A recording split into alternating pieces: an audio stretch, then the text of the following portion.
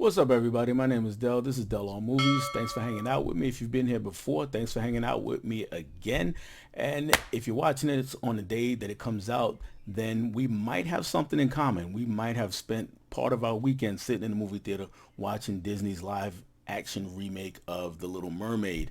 And that's what we're here to talk about. If you are not familiar with the story, we have a young mermaid named Ariel, played in this case by Halle Bailey. And she is really fascinated in the ways of humanity. She keeps finding artifacts from wrecked ships and things like that.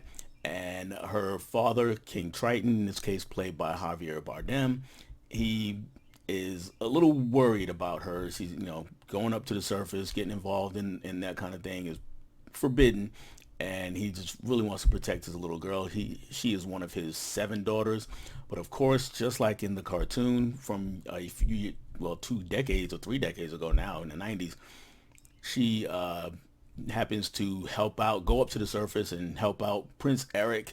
And in this case, Prince Eric is played by Jonah Howard King after he is involved in a shipwreck of his own, and she saves his life. He puts him on the beach and disappears before he can really get a good look at her, and then he spends time trying to find her, and she of course wants to go up to the surface, so she makes a deal with her evil aunt Ursula and goes up to the surface, but she has struck a deal where she has to find or get true love's kiss from Eric in 3 days time, or she'll revert back to being a mermaid forever. And Ursula will keep Ariel's voice, which is a beautiful singing voice. So maybe I've given away too much if you haven't seen it, but if you have seen it, you know how that all plays out. So I'm not going to be too much worried about spoilers while I'm going through this, but I did want to give my thoughts on the movie. So let's start with the good things about the movie. First, if you're looking for a faithful adaptation of the first movie, this is pretty much it. It's the same movie. I mean, they padded things out a little bit to get a longer runtime, but it's essentially the same movie as the first one. Nothing really too egregious happens there. The acting is no one's bad. A few are really good. So in the lead, Halle Bailey is, she's not amazing as in blowing everybody away, but she is solid. She is competent in the role, and she does really well in the singing, which is really what they hired her for. If you're not familiar with her, she was part of a singing act with her sister, Chloe Bailey. They were Halle and Chloe, and Chloe has since become a big deal as a solo artist. And Halle is really a good singer in her own right and shows that here. As far as, like I said, the acting, she's good, not great, not terrible. Javier Bardem, he is really good as King Triton. He helps save the day in his small scenes.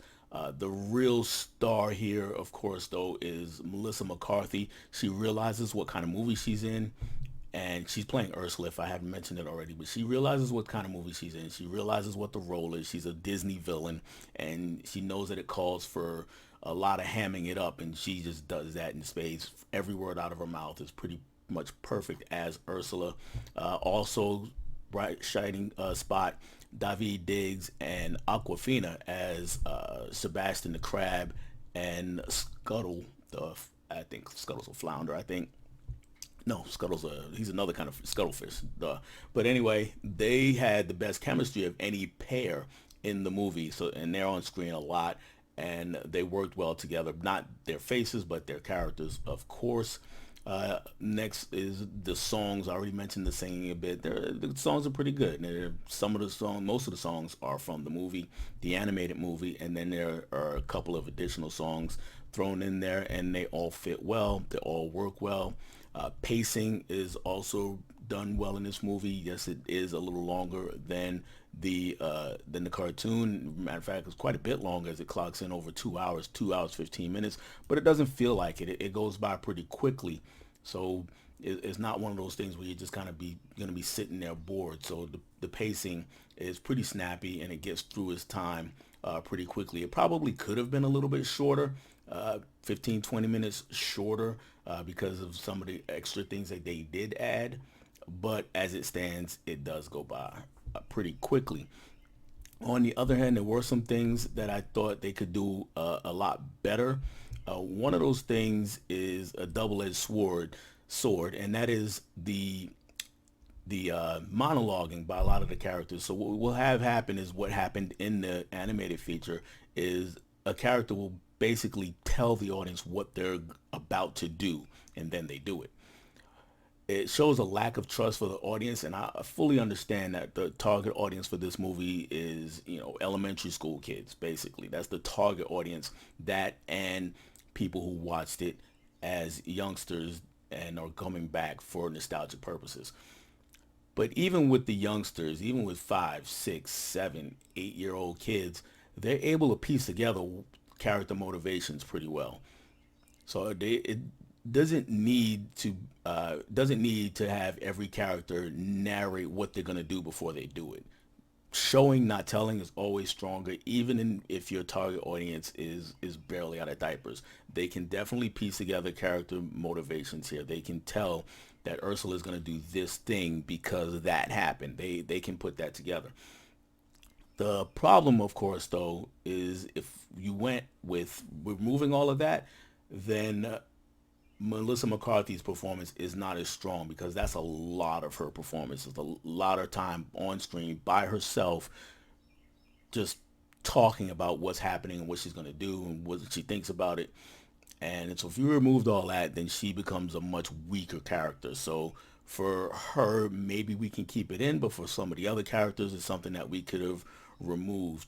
And then finally, my biggest gripe with the movie, and this is a big Disney thing, but definitely with this movie, is you got a budget of a cajillion dollars or whatever it is. The CGI should be top notch. Now, overall, the CGI was pretty good, but in spots you can see where they were definitely trying to hide it.